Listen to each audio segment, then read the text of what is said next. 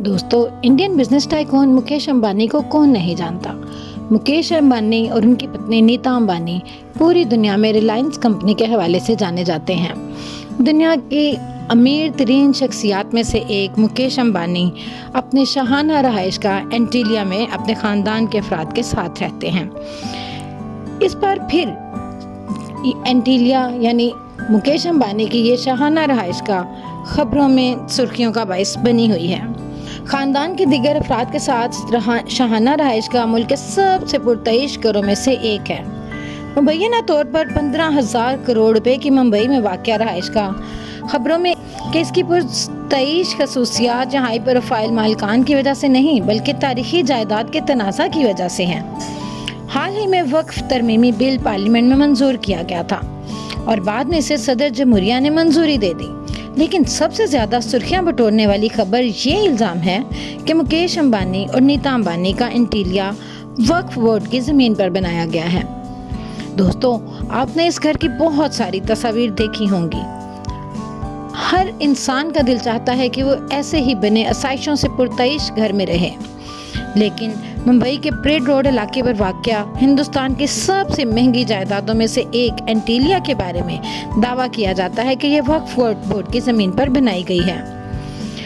Indian TV ने एक report के मुताबिक ये बताया कि मुकेश अंबानी ने 2002 में वक्फ बोर्ड से तकरीबन 21 करोड़ रुपए में 4.5 लाख मुरब्बा फीट का ये प्लॉट खरीदा था।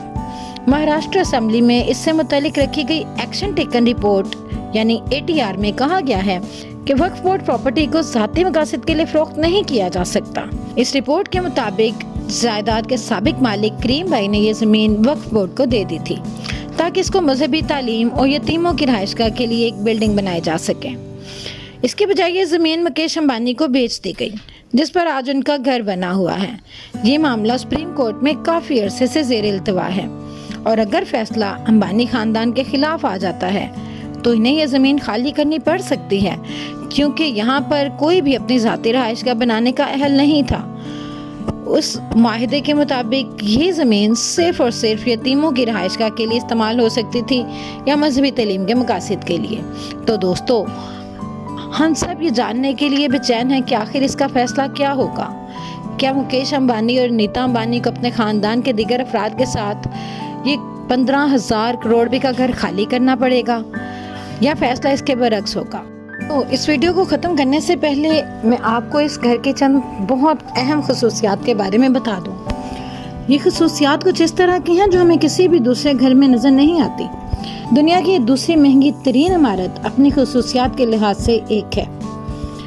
इसमें हैंगिंग गार्डन्स मौजूद हैं। एंटीलिया में तकरीबन 600 से ज़्यादा स्टाफ मेंबर्स मौजूद हैं जो कि घर के अफराद से कहीं ज़्यादा हैं और हर वक्त घर के अफराद की खिदमत के लिए तैयार रहते हैं। इस घर में स्पा, एक्सरसाइज सेंटर, बहुत सारे पूल्स, योगा स्टूडियो और डांस स्टूडियो भी मौजूद हैं। इस घर के अंदर 3 हेलीपैड्स मौजूद हैं। हेलीपैड्स आमतौर पर हॉस्पिटल्स वगैरह के करीब बनाए जाते हैं जहां पे हेलीकॉप्टर्स को उतारने की ज़रूरत महसूस हो, लेकिन इस घर के अंदर 3 हेलीपैड्स मौजूद हैं।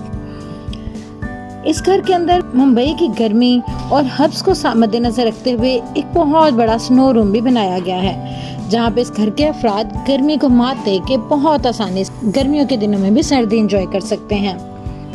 इस घर के अंदर 6 पार्किंग फ्लोर्स हैं।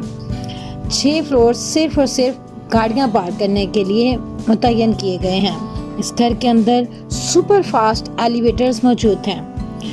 तो दोस्तों, एक छोटा सा घर भी किसी इंसान के पास हो तो उसका भी वो घर खाली करने को कभी दिल नहीं चाहेगा, क्योंकि उसने वो घर बहुत मेहनत से बनाया हुआ होता है।